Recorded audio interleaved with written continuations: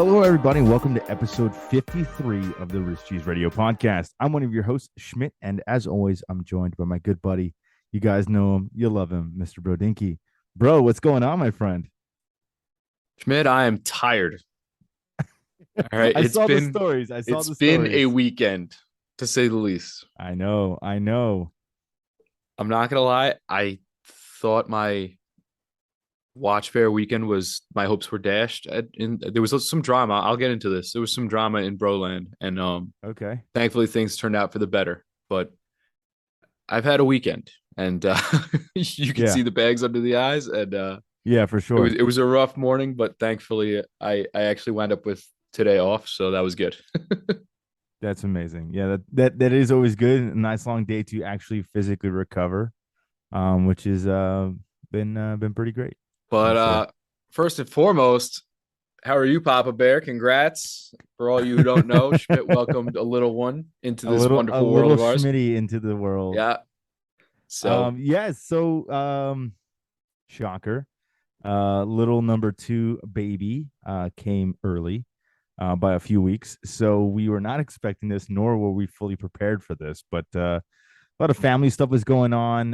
There were some funeral things that I had to do earlier oh this last week. gosh. And yeah, so it was kind of just like everything all at once. But you know what? It was actually it could, as poor of timing as it was also the best timing too. So baby's healthy, mama's healthy. Now Schmidt's gonna have a very hard time recording, but you know what? We're gonna figure it out now that we have two babies and a newborn. So we're gonna be good. You getting any paternity leave out of that? Oh yeah, I'm taking some time. I have to. I mean, Have if to. not, I would be a complete vegetable when it comes to like work. So yeah, I'm taking a few weeks. So we'll be able to get situated and make sure everybody's on their feet before we jump into it. So Amazing. yeah. So thank you. Absolutely. Before we get into this weekend shenanigans, we'll do our little new releases as we do on this show. This is one you sent me. It's a Bell and Ross. It's this is kind of how I always feel about Bell and Ross being a little late to the party. It's the BRX5. It is this one comes in, sorry, two configurations. I know it comes in black, but they're showing off the ice style, which is everybody's favorite shade of blue. Of course. Yeah. How could it not be? And it's sort of in the same configuration as the BR05, that squarish case with the very steel sports look, that Yeah. H-Link bracelet. The dial is actually pretty cool. I mean, it has a PR at the 9. It has kind of an elongated date window at 3 where you can see the multiple dates, and it's got an arrow pointing to the center of the 3 dates to Yeah. make sure you know which one it is. And other than that, it kind of has the steel sports aesthetic from Bell and Ross that everybody kind of knows. I actually kind of like the look that they put on this, but this one is a little too 2021 for my liking, I guess. Again, it's a very cool watch. It's really that integrated bracelet, that Yeah. Tiffany dial that everyone's so after. And there's actually a few different configurations. So there was the ice blue, which is really, as you mentioned, going to get all the press coverage. Literally, it's everywhere. It's on bracelet that's integrated. It can be also be on an integrated rubber strap, which also further emphasizes the blue. Yeah. But this is a big first for Bell and Ross because it is basically their first manufacturer caliber. That's a Yes. chronometer movement. Yes, it is. So a new case, new type of complication for Bell and Ross, new design. And honestly, looking at this is the most Bell and Ross, but anti Bell and Ross that I've ever seen. Like it has a lot of that kind of that design that they've been doing for several years now. But when I look at this watch, to me, it looks nothing like the Bell and Ross that everyone fell in love with so many years ago. Yeah. It's certainly a new evolution of this. What's also interesting, and you didn't mention this, so there's two steel models. One's with black dial, one's the ice blue. There's also a carbon case version, You did mention that to me. which is a black and orange. It's very cool, very like Formula One esque in terms of its style, but looks fantastic. But the thing that's interesting about this, so this is a manufacturer caliber. It's done by the movement manufacturer Kinnessy, which for those of you that are at home that know, Kinnessy's kind of been exploding in the movement world. They started out as a partnership between Tudor, I believe, Breitling, and Chanel to make their movements. And since then, they've expanded to Norcane, Yep. to Tag, and now to Bell and Ross. And what's interesting about this watch is it's a power reserve indicator with a date complication at 3 o'clock. And what I find so interesting about this is Kinnessy also made the movement, the first ever chronometer movement for Tudor, and that was a power reserve at 9 o'clock with with a date at 3 o'clock as well. Interesting. So that would be the North flag. Yeah. That would be the North flag. So I'm wondering if for some reason this Bell and Ross movement is somehow loosely based off of the Kinnessy movement that would have been in the Tudor. Very interesting. I like where your head's at there, Schmidt. I mean, it just makes sense, right? Especially because the North flag is not an actual watch in the collection anymore. Tudor doesn't necessarily have exclusivity to that movement, right? It would make sense. It's now open, fair game. So why not do it in the Bell and Ross? Absolutely. Good point. Move on to one that I am going to be a fan of because it's right up. It's I inside know. baseball for bro. It's the Grand Seiko SBGY 027. It's got a very Japanese nickname. It's Kara Sansui. Anyways, uh, but this watch it looks familiar. They made one very similar to it. It's a it was a radial. I don't know what you call it. There were ridges on the dial, Yeah. and they were perfectly radial out from the center. Now they've taken that radiation and they've swirled it.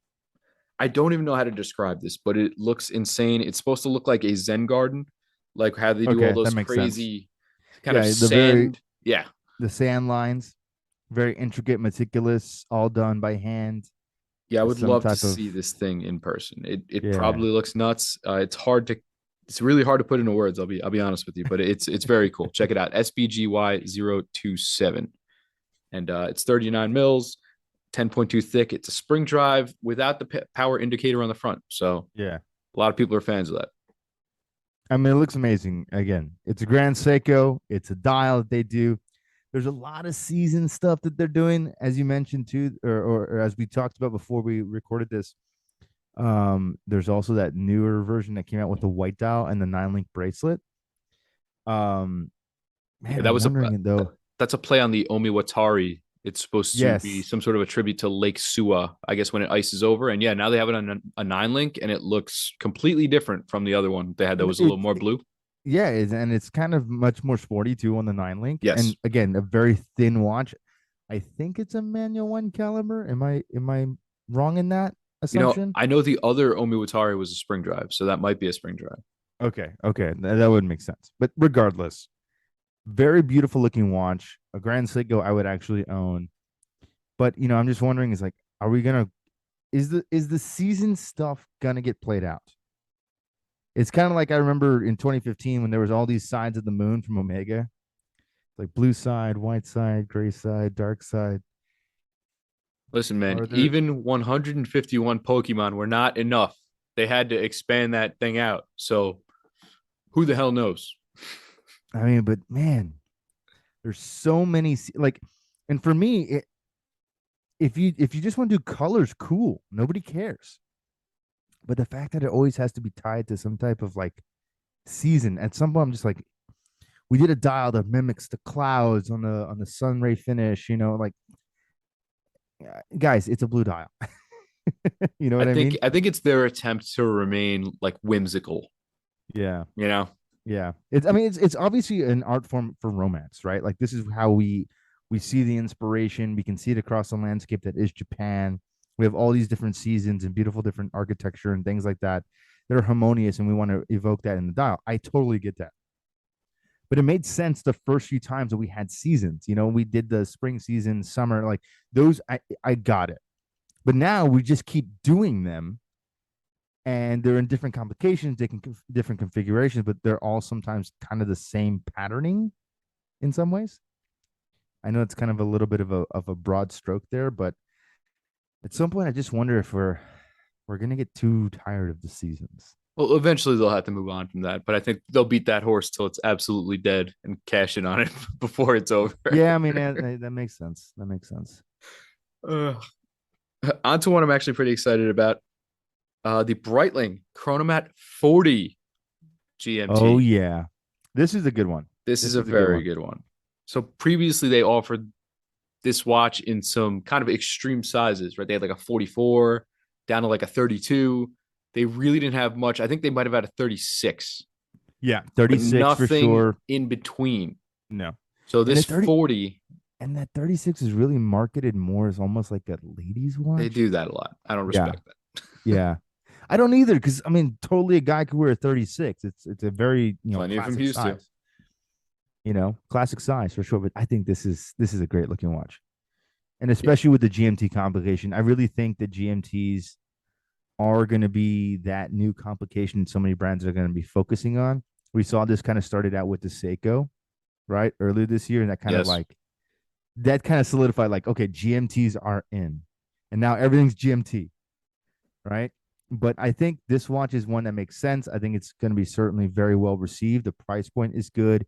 The sizing is fantastic, and it's on a killer bracelet. That Like, how could you? Rouleau, man. I mean, that Rouleau bracelet's awesome. And the thing I love about it is it doesn't look like anything else. Like that is quintessentially Breitling. Like, say what you want. That is a bracelet that they developed. That was their own design. And this watch is a Breitling to me. It's an iconic design Breitling. Does that make sense? Well, so many times we ding people for being derivative or not kind of working Exactly. within their own design language. This clearly is a Breitling and it's a modern Breitling. Right. So, you know what? I think we got to give credit where credit is due and just, you know, give him an applause here. Yeah, I think it looks fantastic. I really do. I think it's a good looking watch. I love the color dials that they came out with because again, they're doing stuff that's very in vogue. There's an anthracite, there's a white polar kind of dial, there's a nice dark blue, there's a green, black, all very neutral colors, could be worn by men or women.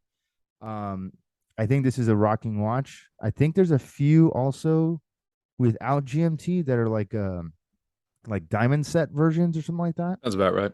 I didn't focus on those too much, but I think that these are killer for sure. Very cool. Very cool. And so with that, we'll move on to the festivities. Well, your festivities. I had to Yes, live my vicariously through festivities. you Yeah, through the I had to weekend. I had to kind of keep you in the loop, which was Oh man, it was I'm glad that you did because we were stuck at the hospital for so long. oh, I know that one, man. Even Oh, it even was when especially when so they're in brutal. recovery because the drama passes and then you're just like deflated. Yeah, I mean, and again, they just wouldn't let us leave.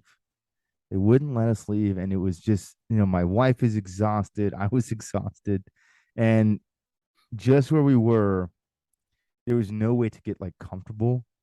I mean, because you're sleeping on like the most uncomfortable pull-out couch thing you've ever seen in your Yep. life, and my wife is like, "This bed is horrible." It was just a thing. So, yeah. But I was living vicariously through you and all of our friends that were doing the watch stuff because that was fantastic to see. Yeah. So starting off, for those who didn't catch it, I did mention this previously on the show. I was asked to be a part of a panel in conjunction with Red Bar Global at Windup Yes. for pretty much the first day. I think it was the first panel, to be honest. I know Yeah, it yeah, was it was. Yeah. 1:30 Friday afternoon. And so Kathleen from Red Bar hit me up, tremendous honor there. And I'll give you a funny story about that. So I was at the Wrist Check Pod meetup, and this is how I probably almost shot myself down. I was at the Wrist Check Pod meetup, right? They're handing out free champagne.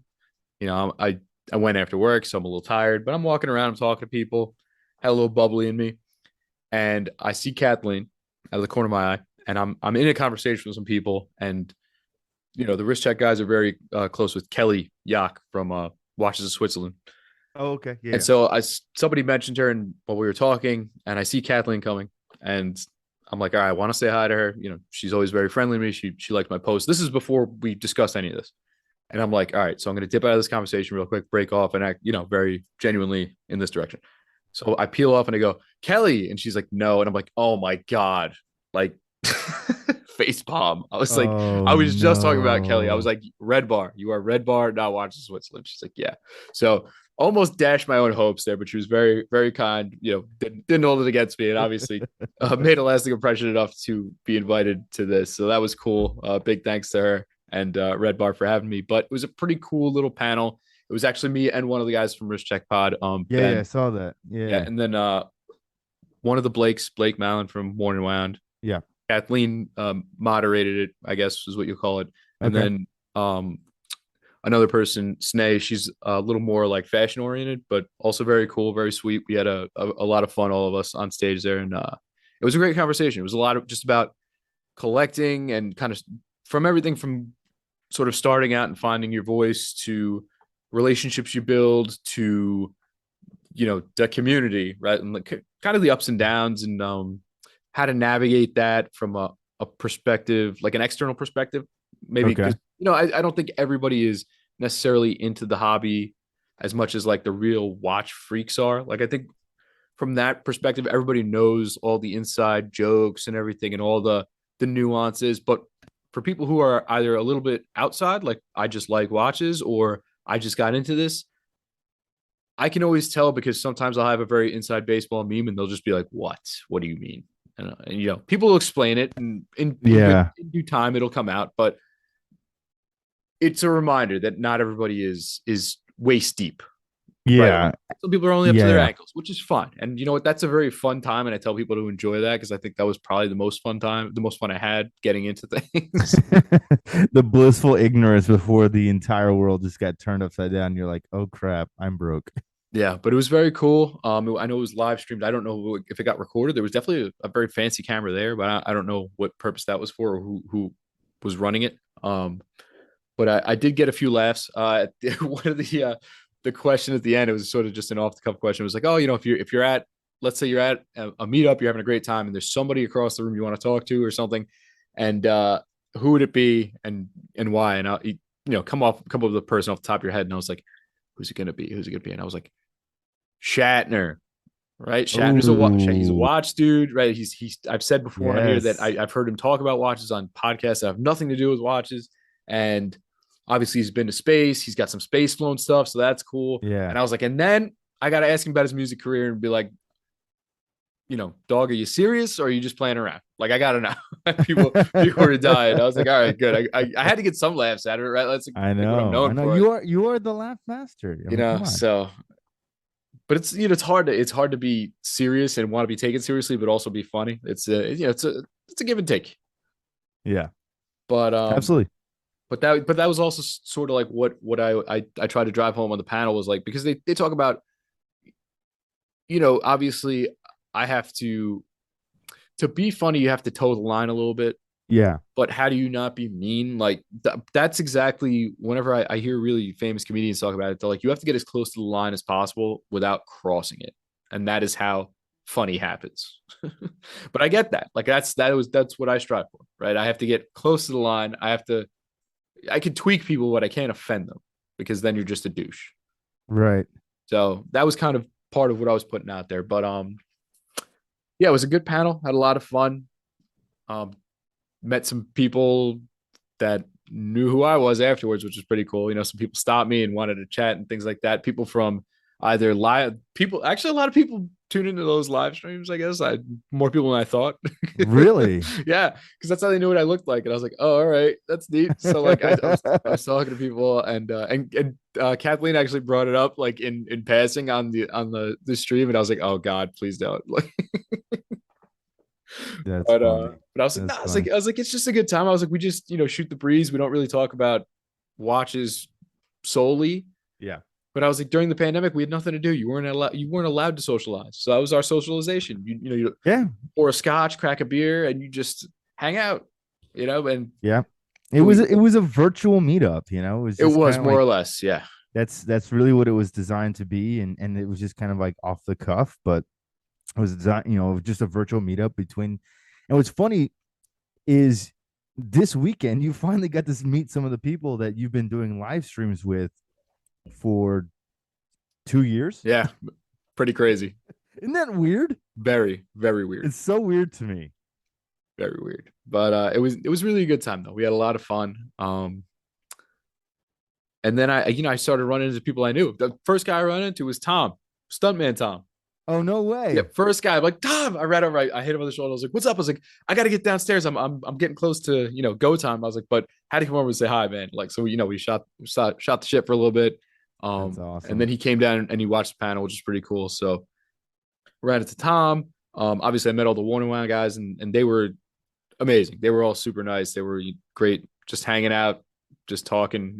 Talked a little bit of watch, a little about just the show, and the space is way better. I don't know if you've ever been to New Mm-mm. York's where the Chelsea market where it used to be. No, no, no, no, no. But I It remember it was was kind of very small. it was wall to wall, man. Between the Okay. booths and the standing room, it was very wall to wall, and it got very sweaty in there and stuff. Yeah, This yeah, yeah. space was, oh my god, high ceilings, plenty of room to walk around. It was really, really nice. But it still looked like there was quite a bit of people there for sure. Oh, there was, Okay. Yeah, and yeah. but it was cool. At least you could actually get to the booths, which I appreciated. It wasn't just a bunch of tables and everyone just huddled around stealing watches in front of everybody Yeah, else. I mean, there was still a little bit of that, but Yeah. but at least I walked in, and the first guy I went up to Zodiac, said hi to Mike Pearson. I wore the Zodiac on a pink strap there, Nice. so Nice. had to go say hi to him. That was cool. I saw John from Brew. Obviously, he's been in the live stream a couple times, so he knows what I look like. I was like, "Oh, what's up?" That was cool. Did you drop the Brudinky again? No, I'm not. I'm not gonna force it, but I feel like it's in the Uh cards. John, come on, buddy. The Brudinky. I mean, come on. It just makes sense. It just makes sense. Yeah, I ran into Everett and Andrew from 40 and 20. That's always a good time. Oh Had said man, hi to no them. way. They were with Debbie. I don't know if you know Debbie, Yeah, but yeah, they yeah, were with yeah, for her, sure. so that was cool. I had a quick chat with them. That was really great. They were there all weekend. And then yeah, just I saw so many people that I recognized from just walking around. Like, I'm not a big person to stop people a lot of times. I'll let them do what they're doing, whether they're a brand, whether they're a rep, whether they're a brand owner, whether they're Yeah. just a face. I don't generally like fangirl out on people like that, because I don't always know if they want the attention. Like, I don't want to trigger other people. Yeah, for sure, for Yeah, like sure. I'll do that a lot. Like when I every once in a while I'll run into like a celebrity in New York City, and I'll just kind of give them like the nod, like I know who you are, but I'm not gonna blow you up. Yeah, I mean, because all of a sudden you create a swarm. Like, Yeah, and they're just trying to live their life. yeah, for sure, for sure. So, but funny story about Friday. So I might get myself in a little hot water with this one, but here's how my hopes for this weekend almost got dashed in the first place. So it's about a week and a half out, and I'm like, all right, it's a good time. I'll ask the boss if I can, take a half day Friday or something. Oh yeah, yeah. You told me a little So bit of this story. before I even get to that, he's like, next weekend. Let me tell you, my wife's getting her hip operated on and replaced, and I'm gonna be out. So I'm gonna need you here all weekend. And I'm like, you just said all weekend? Yeah. So about that. So about that. So Friday, we didn't have a crazy day. We just had our usual day and night service. So I was like, Yeah. all right, if I could go in the morning, I'll get things squared away. I'll touch base with everybody so they know their deal. And then I'm just gonna let them know I'm gonna dip for a little. God. So I told enough Okay. people. I left. I went and did the panel, walked around, wind up for a little bit, and then hightailed it back in very slow fashion because New York traffic took me 2 hours to go 25 miles, which was phenomenal. Oh my gosh. No, it was horrific. But but so I Jesus. managed to snake that one in there, because these opportunities don't come along every other day. Yeah, So absolutely. This is not this is one of those things that, like, if the door gets opened and you don't step through the door, no, huge mistake. So I mean, yeah, it's gonna even if close I on you got at some point. confronted, I would have to be like, look, once in a lifetime, Yep. can't pass it up. Yep. So that was how that happened. And then so I went up working all day Saturday, day and night. And then after that, I hightailed it back to the city. Some friends, some of which we know from online, from the Hmm. live streams, they're happen to all be going to the Oris cocktail party, which was at a pretty fun location. It was at this place. I believe it's called the Trailer Park Lounge. Okay. So the inside, it literally looks like a trailer park. Like it Oh, looks awesome. like a white trash bar, but perfectly like perfect for our crowd. Like the crowd that was in there, great space for that. Yeah, yeah. A lot of people there. Our buddy Nick Strab Habit was there, so I got to hang out with him. That was a lot of fun. Oh man, Obviously, we are cool. both rocking the pink. Yeah, you got to. I mean, like that's the watch to wear, or that's the strap to wear right now for sure. Yeah, and dude, a lot of people approached him about it. He said over the weekend, a lot of people stopped and were like, "Oh, is that the strap habit Brodinky strap?" And he's like, "Yeah, yeah." Obviously, he got to be like, "Yeah, I'm the strap habit." Like, I am the habit of your straps. so that was That's cool. awesome. Yeah, he got to do that. He brought the that Hoyer that he shows on it. It's like that Panda Hoyer. Yeah, yeah, yeah. Oh, looks so good. It's the vintage one, Yeah, right? I got to hold it. Yeah. It was awesome. And So sick. So sick. yeah, so we had that talking point going. I met it with Peter and Kelly there. That was really cool. For those who don't know Oh, what I'm talking about, on her own time, Kelly, who was on our pod way early on. They were a lot of fun. Had a great time with them and Kristen. from Vinyls and Dials, right? Yes, Vinyls and Dials. Your authorized dealer, the other meme guy, Alex, he was there. He was very gracious. It's funny. Whenever I go to these things, like I say, it's always very awkward introducing myself as Brodinky, but I guess I've become accustomed to it now. Yeah. But it seems like I always have somebody who kind of like ushers me around and is like, you know who this is? And I'm like, all right, good. At least I don't have to do it. It's like this guy's a goat. Okay. So it was pretty neat. They had some past hors d'oeuvres and stuff. They made a good margarita, which was really nice. I had a really good time. I got to hang out with the guys from Oris, VJ, Josh. They were just, they're salt of the earth. They're just great dudes. Oh, you hung out with Josh. Yeah. So I got to finally meet them face to face because my interaction with them happened obviously during pandemic times. Yeah. So I got to thank VJ personally for the Oris donation. I got to meet Josh. We had a fun conversation. All good there. A lot of fun. And again, I thankfully I got to thank them for having us because when we walked in, me and Nick go in, and I think it was the owner. He's like, "Whoa, guys, private party tonight." And I was like, "Nick, this is the one we're here for, right?" He's like, "Yeah." I'm like, "Okay." He's like, "No, we're here for that." He's like, "Who is it?" I was like, "Oris." He's like, "Oh, okay, yeah, come in." I was like, "Thank God, man! I almost got bounced." How uncool would it have been to have gotten Oh, bounced? I've never almost flexed the "Do you know who I am?" But I almost did. Oh my god, that is hilarious. Yeah, and the wrist check pod guys were there, and Watch Cringe came up from Texas. I know they've been everywhere. Yeah, God bless, man. They're making their rounds, but we had a good time with them too. We had a lot of fun. I brought up to Brendan how his dad gave us a shout out on his pod. The ultimate troll. No, that was good. Though we had a good laugh over that. That was really That fun. is so funny, but it's just it's so weird, but so funny and flattering at the same time. Yeah. And you know who traveled really well, man? Carolina Watch Club. I think every single member was up here. I Seriously? swear to God, I met almost everybody I've ever interacted with online. Maybe minus No my way. buddy Brian. And The I bearded saw the silver watch that you posted. Did you post on a story the Yeah. tutor, right? The customized So tutor? so strangely enough, myself being a Lee, there are more than one other Lees in the Carolina Watch Club. So that's like a running joke we have now. But one of them approached me, was like, "Oh, I know you." But I was like, "Oh, dude, we've talked so many times." I looked down, I'm like, "That's the Carolina Watch Club Pelagos." Yeah, yeah. So I was like, "Let me get this. I got to take a picture of it." So I sent it to Yeah. all the other guys. I was like, That's "Look what so I awesome. got." But it's That's so so cool. But awesome. it's so cool that they got that collab done, man. I don't even know how that's possible. The way it was described to me was kind of just pure luck. And I guess that's how those things kind of come about. And I'm super jealous. I know, dude. Like, can you imagine how amazing that watch is? Just amazing for a brand to actually go out and do that. And So cool. in talking to one of them, I was like, how do you not wear that every single day? Like it's a personalized tutor. I know. I was like, I wouldn't even own another watch. I feel like I would have that, maybe one other watch and just call it a day. Like I that's know. your own personalized tutor. And like they have I know. It's so the nuts. aspects on it are so cool. Like the Carolina Watch Club logo is loomed. And I can't remember Is it what it, really? yeah, it is.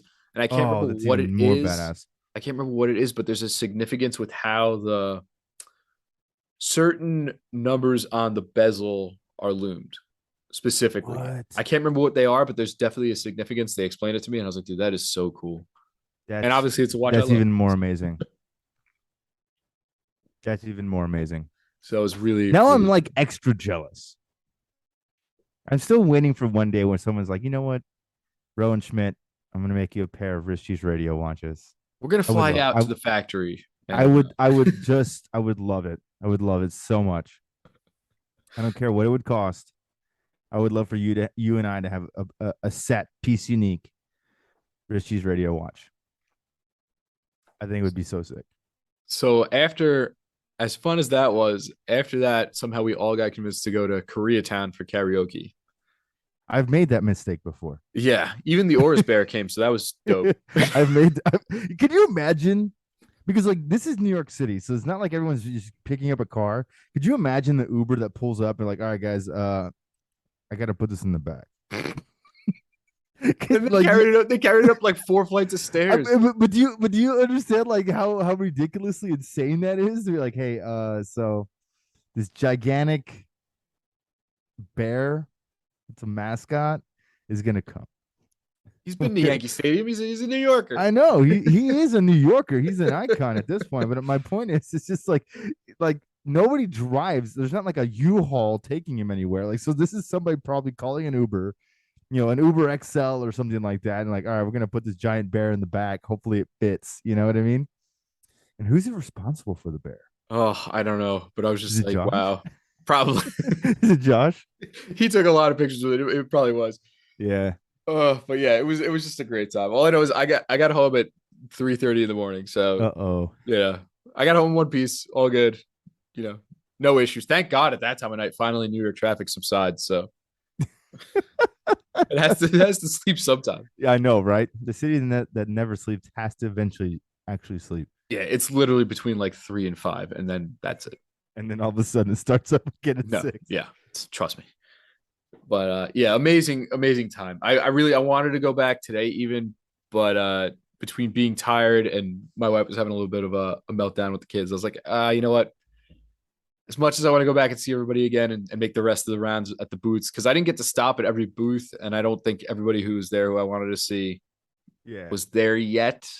But I was like, all right. I was like, I guess I'll just play it cool today. But Yeah, I mean, and hopefully, at some future windups, we can go together and do our thing. So definitely. And I will say though, I did stop at a few booths that I've been dying to stop at. I got to see the Citizen Titanium, the new oh, one. I know I was so jealous when It's you good. sent me It's really good.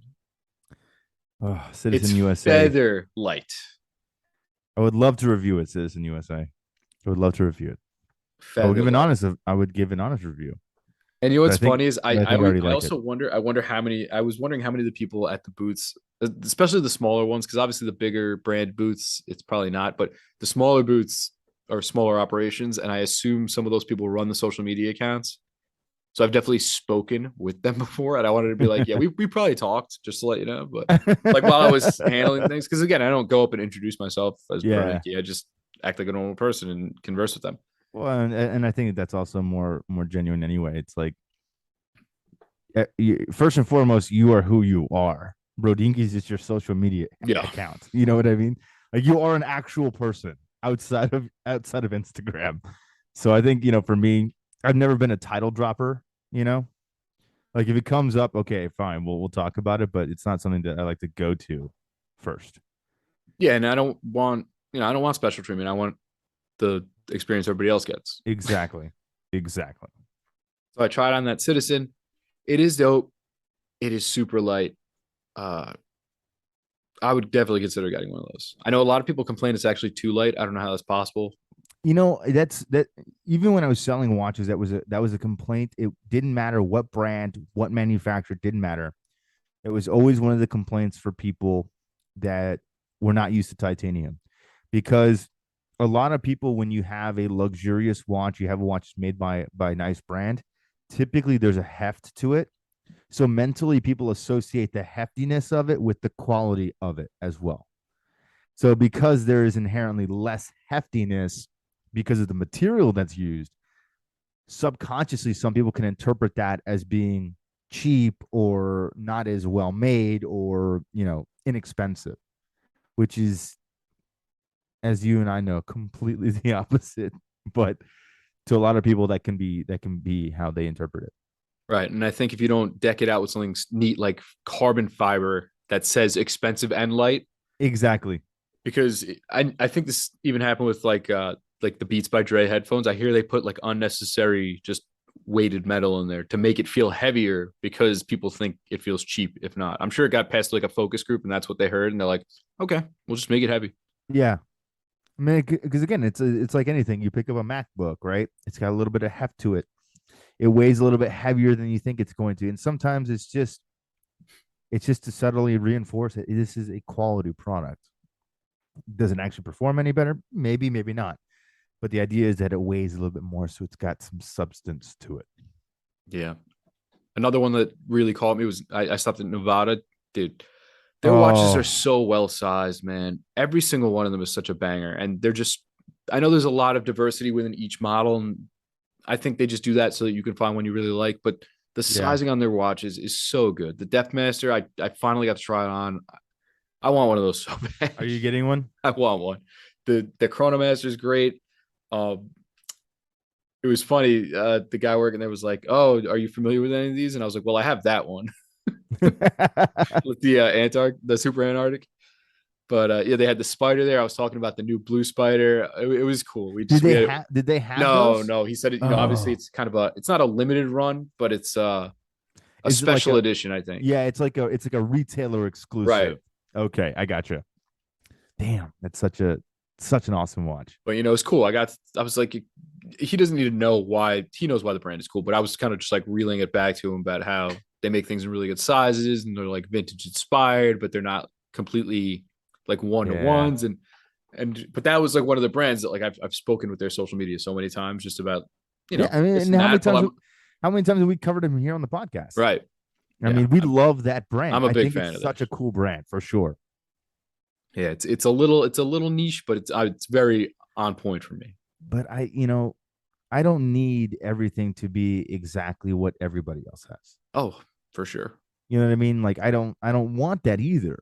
I want to collect, and we talked about this before. I want a collection that's truly unique and diversified, and I think Nevada is just one of those brands. It's not for everybody, and that's okay. Sure. It doesn't need to be, but at under $1,000, there's not a lot of brands that can really deliver what this can deliver in its packaging. Yeah, I mean, we talked about what they offer before. I mean, I think I that Depth Master, I think is a 1,000 meter diver, Yeah, insane, absolutely insane.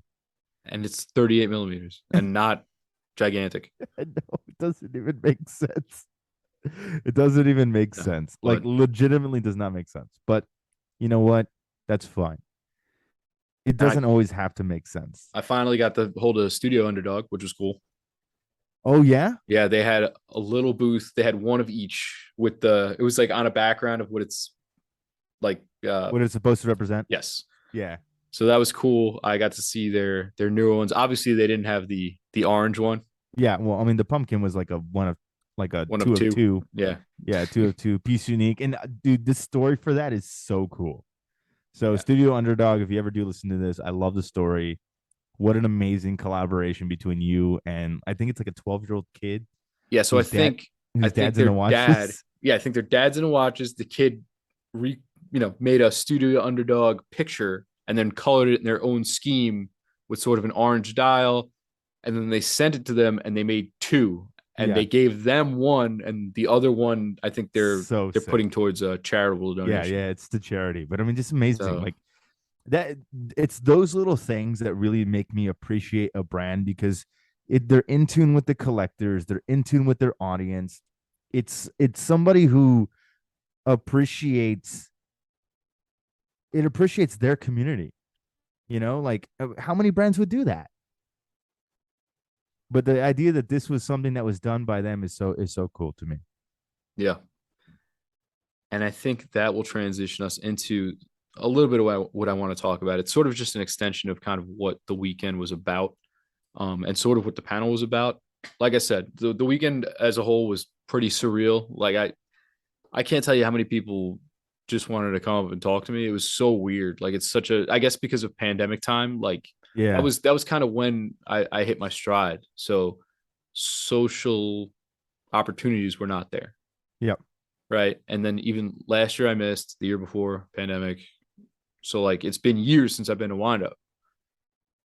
And now that I got like somewhat of a feature there, people know what I look like, but like people wanted like were just like coming up and being like, hey man, like I love what you do, but and it was fun. It was just fun to do. And I'm not saying this to toot my own horn or anything. It was just a unique experience that I don't think other people will get very often. And it was just Yeah. very, very cool. Like obviously first time in my life. So No, and again, it's finally connecting with people that resonate with what you put out, you know, I mean, it was that they love. the coolest part was probably there were people who work for well established brands who were like, "Thank you," and I was like, "For what?" And they're like, "Just for doing the stuff that you do." And I'm like, So cool. making silly jokes, and they're like, "Yes," but they're like, everybody sees where you're coming from. We all kind of just nod. I'm like, "All right, I can appreciate that." So that was Yeah. really neat. That was really really cool. Well, and again, and we've touched on this. It's like the watch industry sometimes takes itself too seriously, Yeah. and it becomes too polarized into the fact where people get turned off by it Yeah. because they assume it's a bunch of stuffiness and exclusivity, not inclusivity. Yes. And so that's sort of where we're going here, is that the idea of community is sort of what everybody always harps on. And even as we mentioned on the panel, it's a bit of a double-edged sword, right? We speak from the level of including people. We want to get people involved, even if you're collecting whatever it might be, courts, fashion watches, whatever. You just get in here. We'll take you under our arm. We'll have some fun, right? Now you have people we've spoken about before, gatekeepers, people who want you to qualify yourself to them, Yeah. right? Oh, what do you have in your collection? Oh, you don't collect vintage? Why not? Like I guess it's the snobs, right? That's kind of Yeah. the Yeah. generic label we stick on them. Or my favorite. Oh, you're not a real collector until you've collected everything and then sold everything off in your collection. I'm Oh like, yeah. come on, come on. So Don't be that guy. so we kind of know about that too. And sort of inclusion is sort of a popular idea now in watches, and I think it's a good idea, and it's sort of the utopian idea we all want. But I don't know if it's the apples to apples comparison that it's kind of being made out to be. Like, I don't think people are trying to exclude other people based on a lot of the common factors that are spoken about in politics. Okay. Like the ones I find mostly are, I mean, I'll say there's definitely some gender bias. I think that's apparent to most people, Yeah. Yeah. especially when Yeah. it comes to like watch sizing. I mean, I know we've had a big uproar about unisex watch labeling and things like that, but I mean, people Yeah. who will just say, "You're a female, You you can't wear shouldn't that be watch. wearing this watch. Yeah. It's too big for you." Like Or that's the the dumbest thing contrary. ever. You're a man. This watch is way too small for you to wear. It Yeah, doesn't look good. Like, get over yourself. right. This And is this is. I mean, and I'll say this real quick. This is always something that I had to tell people when I was selling watches back in the day. They would always ask me, "So what do you think?" When I'm presenting the watch, and they're like, "Well, how do you think it looks on me?" I'm like, "Well, if you want my honest opinion, I'm always gonna tell you it looks amazing because I'm trying to sell the watch, right? Like that's the truth." But I would always ask people, "Is like you have to tell me what you think, because at the end of the day, if you buy this watch, you're looking at it for the next 10 years, not me. right, So it better be the right one, whether it's the size that you want, small or large, the color. It doesn't matter. Whatever I think is irrelevant, it's whatever you think is most important, and that's true. Why should I care what social media or anybody else tells me I should care about? You know, yeah, 100%. so stupid. And so I find that to be a big one. I think a lot of people would agree with that. That watches at least were considered a little bit more of a boys' club. Yeah. Nowadays not so much. I mean, Well, I hell, think it's I think changing. probably like half my friends are female collectors, which is honestly pretty great. Well, and I think it's changing. And I'm going to do a little plug here, and I know they're not around anymore, but I think 10 and 2 had a lot to do with that. Just from the sentiment change of, hey, women can be into serious collecting, and they featured a lot of women on their podcast, which was amazing. And I think it helped start to help other people understand it. Like, you know what? Maybe we have been prohibitive or not inclusive enough when it comes to Our Lady, fellow collectors. Because I will never forget that Houdinki article, where was the Talking Watches episode and Oh, with subsequent article. Bethany. Oh God, it Yep. was so Yeah, bad. that was bad. It was so bad. The comment section was the bad part. It was, yeah, again, I mean, it was very cool to see a different type of collector's perspective that collected stuff solely based on fashion, not necessarily based on, oh, it's a 1016 Explorer. No, no, no. I want a Cartier tank because it's an iconic watch and it's beautiful. That's it. It's quartz. Who cares? To her, it did not matter. But the comment section was so vile. And it's still something to this day that I think was a very, very dark stain on the community at that moment in time. Yeah. And I think a lot of that has changed in the last several years since that happened. But man, it was that ugly. It was bad. Yeah, and I'm upset because I didn't get to say hi to either one of the cats when I was up there. I saw Cat Shoulders walking around, but I had to go to the panel, and I didn't get to see Catlin, which sucked. Oh man. But she was at Norcane, no, no, I no. I think. know she's with Norca. Was she Oh, I at think she was Windup at or was she Watch at Time. that's right. That Yeah, she was at Watch that's Time, why. yeah. Yep, Okay. missed opportunity. Yeah, for sure. I mean, two different things, right? Yeah, A yeah, lot of stuff going on that weekend. So right. But like I said, I think that is probably the biggest form of I don't I guess you'd say discrimination I've witnessed in my time in this space. yeah. And then I'd say the other one is probably more like classism, I guess. Yeah. People like to rag on people for not having, you know, Yeah. I platinum mean, Daytonas. I remember I was posting about, stuff on social media back when I had social media. And this is one of the reasons why I got off of it.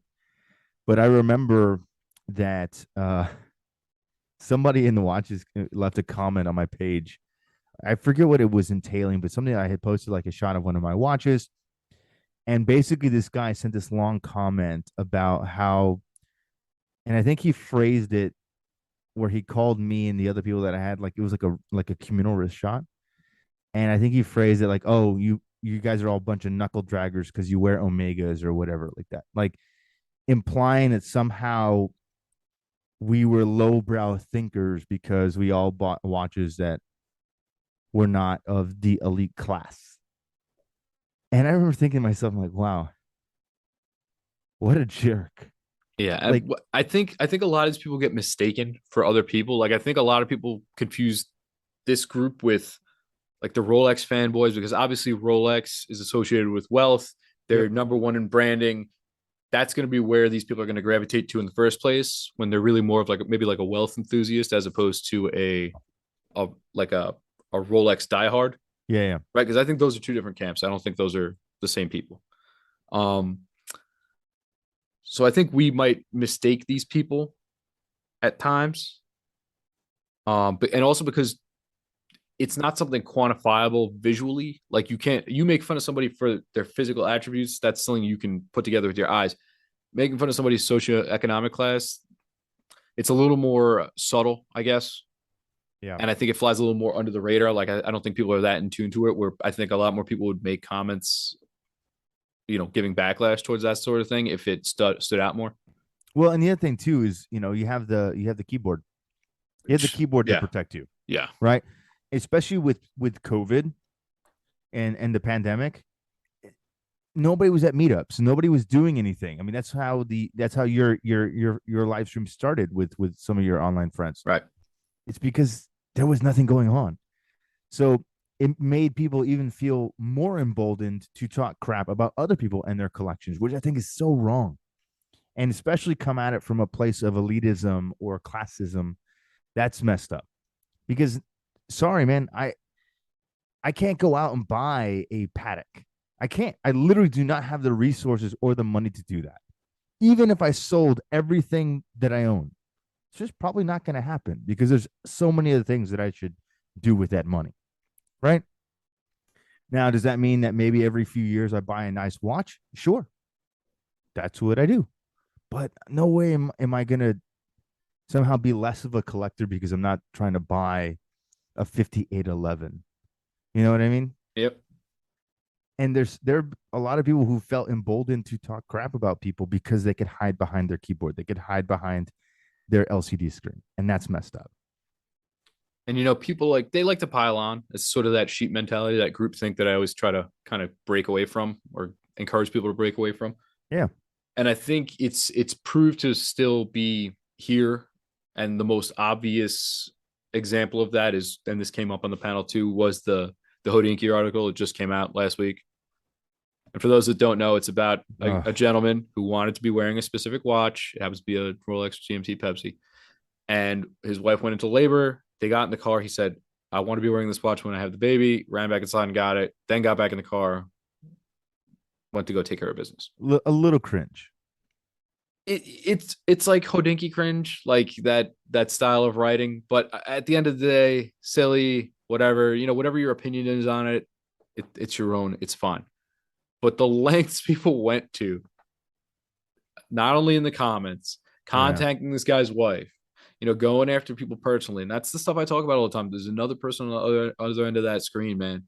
And it's just not deserved. and people ask me, they say, why didn't you run with this one? And I was like, dude, if I was this guy's wife, I would be mortified. Yeah. Like the internet roasted this dude for like that's what I'm saying. And then the dude's name is out there, so that'll get back to her. Well, he eventually. wrote the article, didn't it? Wasn't it a self-written article? Did he? I don't think it was. I think Tony I don't remember. I don't remember. I glanced through. I didn't read it in full definition, but it was a 4+1. I know that. Yeah, I read enough to know what kind of happened, and again, me being an expectant father, I was like, oh, this is. It's like, bro, that should already be in your go bag. Some people are not that prepared. I wasn't either. And when it was time to go, I was like, okay, well, let me grab my Speedmaster. That I was already wearing. You know what I mean? Like, and I had two watches. One was in my bag and one was on my wrist. I was like, it was just a little cringy for me, the scenario, because I knew that I was about to experience it. Yeah.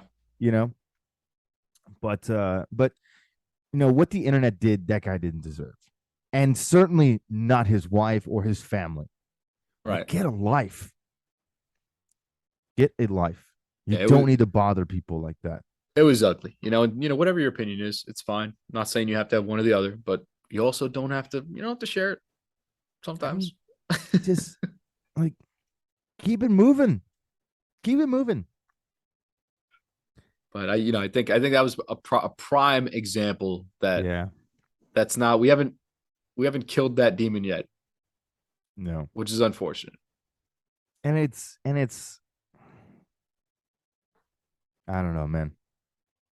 I hope the people that listen to our podcast will get this and understand it. Just don't do it. There is, and not to talk about classism, but there is a thing called class. Yeah. Have class. Would you want somebody to do that about you?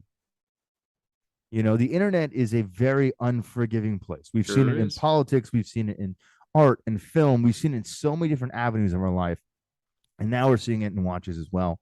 There used to be class and there used to be decorum. And it just seems like a lot of that has gone so far out of the window that we need to make a call for it. So I'm going to sit here and I'm going to say it right now.